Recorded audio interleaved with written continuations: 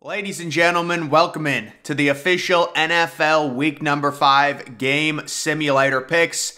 These are just game picks based off of an AI game simulator via a website.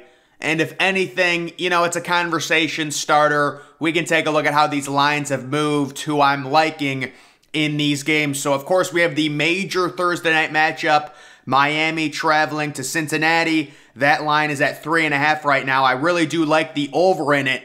Let's see what the game simulator thinks about this. It's taking a little while to load this one. It actually likes the Dolphins. And guys, this doesn't surprise me. There's been a lot of people that have said the Dolphins plus 3.5 right now in this spot. It's great value. The only bets that I would have on this game would be Cincinnati money line, because I do think Cincinnati is winning. I don't think Miami's going to be 4-0, and I don't think Cincinnati's going to be 1-3. And I would take the over, 47. There's a little bit of risk taking the over with the Tua situation, although it looks like he's going to be playing. Jalen Waddle also listed as questionable. The Dolphins are in a spot where they've already won 2 huge games. If there's anything off with Tua or Jalen Waddle, could they sit him out, or could they, in pregame warmups, maybe they're not right. Miami is already 3-0. They've already won big games. They're not in a position where they have to be desperate, but even if everyone plays, I think I have this game at 31-24. I might bring that down to 28-24 Cincinnati to win that game. So I do like Cincinnati in the Thursday night game tonight. The next game, we have the London game. It's Minnesota and New Orleans, and that's a 2.5-point spread. So Minnesota was trending earlier this week. I think they got to minus 3.5 at one point. It's got the Saints winning this game outright. And the Saints are certainly an interesting team. They've got the talent. They're streaky. Minnesota, also a team. You want to talk about weird. Week 1, they destroy the Packers. Week 2, horrible performance on Monday Night Football. Week 3, we're kind of all surprised. They're getting crushed at home to Detroit. They come back and win. Just very hard to predict the Minnesota Vikings, but I think Minnesota is more talented. They're just a better overall team. Jameis Winston in the first half this year has been horrible. He's turned it on in the second half. He's found Chris Olave, and I like the weapons. Chris Olave, especially the rookie, phenomenal player.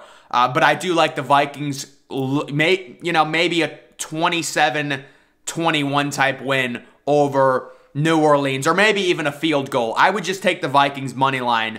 I do like them winning that game. Next, we have the Browns currently sitting minus 1.5, traveling to Atlanta. Myles Garrett, questionable at best after that incident, the single car accident that he had, and they've got the Browns winning 24-17. And guys, I completely agree with this. I think I had it at maybe 23-17.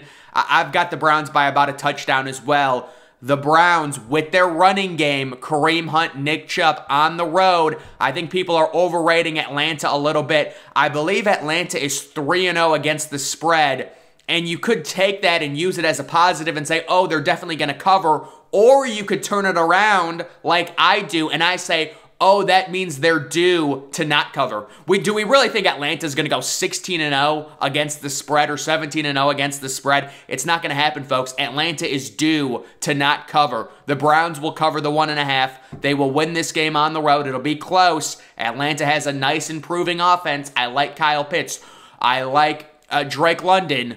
But the Browns, Jacoby Brissett, game manager. How about the under-the-radar trade for Amari Cooper? Dallas just wanted to dump his contract. The Browns take it. Amari Cooper is an absolute pro's pro. He is a professional wide receiver. That's all I'm going to say about him. He just gets the job done. Really, really good player. Next, we've got another just situation where not sure what the NFL is doing. Lamar Jackson versus Josh Allen. We don't even get this game at 425. Wow. So this is a 1 o'clock game. I do like the Bills personally. They're currently minus 3. They were minus, I think, 4, so they're trending down. And they've got kind of a lower scoring Buffalo win, 26-21. I really do agree with this. It's just my opinion. This is Josh Allen's year. I think he's winning the MVP. breaking news, right? Everyone picked Josh Allen to win the MVP. Last week, kind of a weird game where Buffalo ran like 100 offensive plays in 95-degree weather. They were beat at the end. All of their players were cramping. It's no excuses. It's a great win for Miami. And then the Ravens, of course, Lamar Jackson, great performance last week. The Ravens, it's just, I don't know if Lamar can really keep it going. He's been targeting Mark Andrews at an absurd clip. Maybe Rashard Bateman can really turn into an elite wide receiver. I don't know. I like Buffalo in this game. I think they have more weapons. 26-21 should be a really good matchup there. Next, we've got the Commanders traveling to Dallas and facing Cooper Rush. A lot of people in on Dallas -3. A lot of people like the Cowboys, and they like the Cowboys to win 31-19, the AI. So 31 points is a lot for Cooper Rush. I know he's played well. But I would kind of probably bring that down a little bit. I do have Dallas winning this game. I think if you wanted to do a money line parlay, Dallas is a really good team to use. The Commanders are interesting. Last week, it was very concerning with the offensive line situation. Carson Wentz getting sacked a ton, especially in the first half. And now you have to face a great defensive line with Dallas.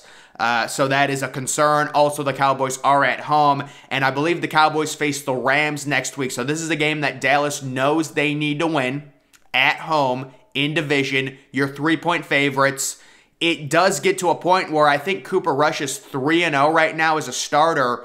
It's like, how many games is he going to win, right? So is he actually going to be 4-0 as a starter? I think he is. He's a very serviceable quarterback. He's a great backup. He's a low-end starter, kind of similar to Jacoby Brissett, although I actually think, Cooper Rush has a much higher upside in terms of throwing the ball. So they've got that at 31-19. Next, we've got Seattle traveling to the East Coast to take on Detroit. We're expecting a high-scoring matchup. I like the over 48 in this one.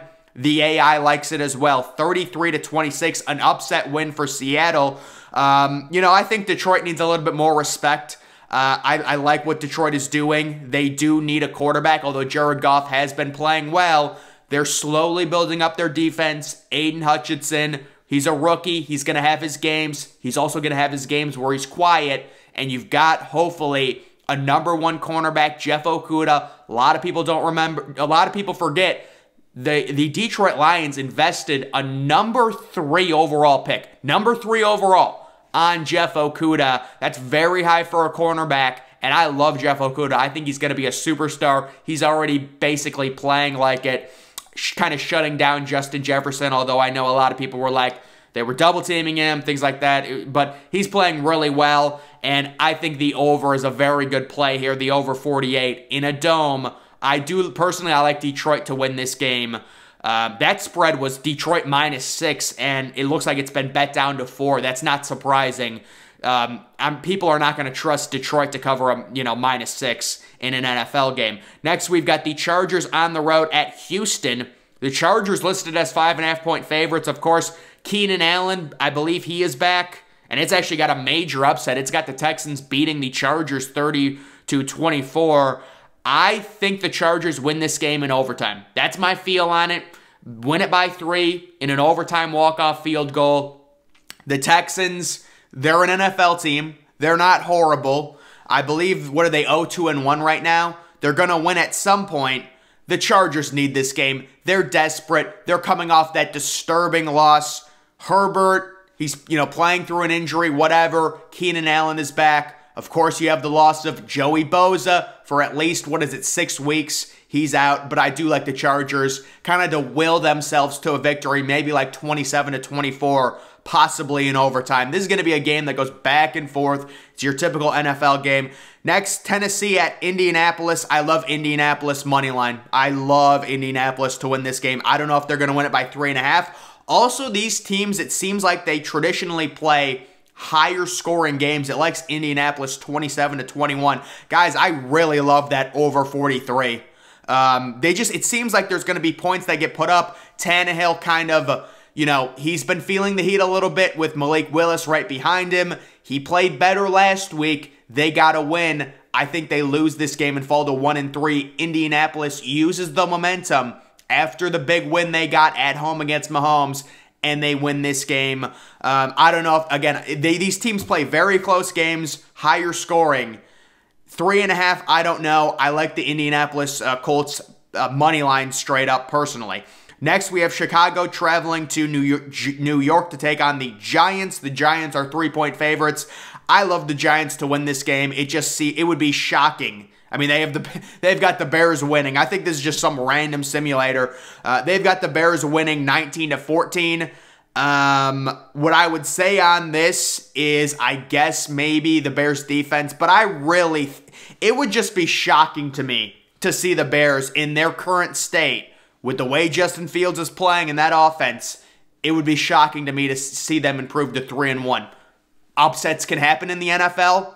Daniel Jones losing would not be surprising or anything like that. I'm not saying it'd be crazy, but it's a situation where this is going to be a lower scoring game. The over-under at 39.5, I don't think that's low enough. Neither does this simulation. I would say probably the under 39.5, and then they do think there's really good value in Chicago +3. I'm going to disagree with that. I think New York wins this game personally. Next, we have Jacksonville traveling to Philadelphia. Philadelphia right around a touchdown favorite. I like Philadelphia to win this game personally. I think I had it at 35-20.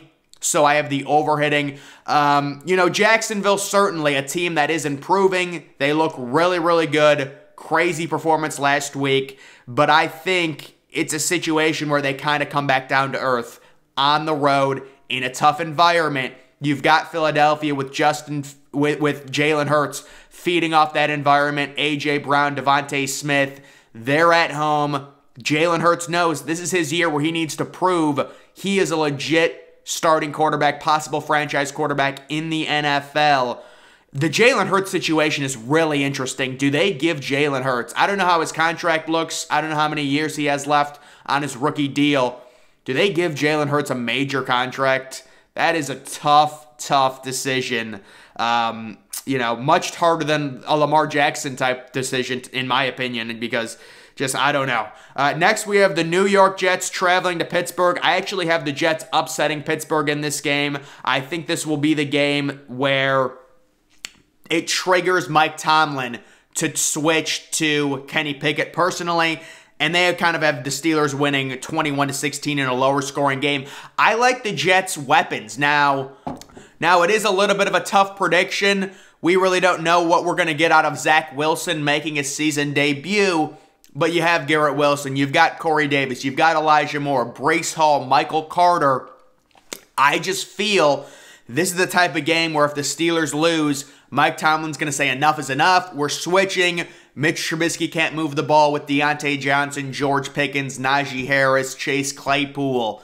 It's ugly in Pittsburgh. They had that Thursday night loss to Cleveland, and I think the Jets surprise people, and I have them winning that game outright.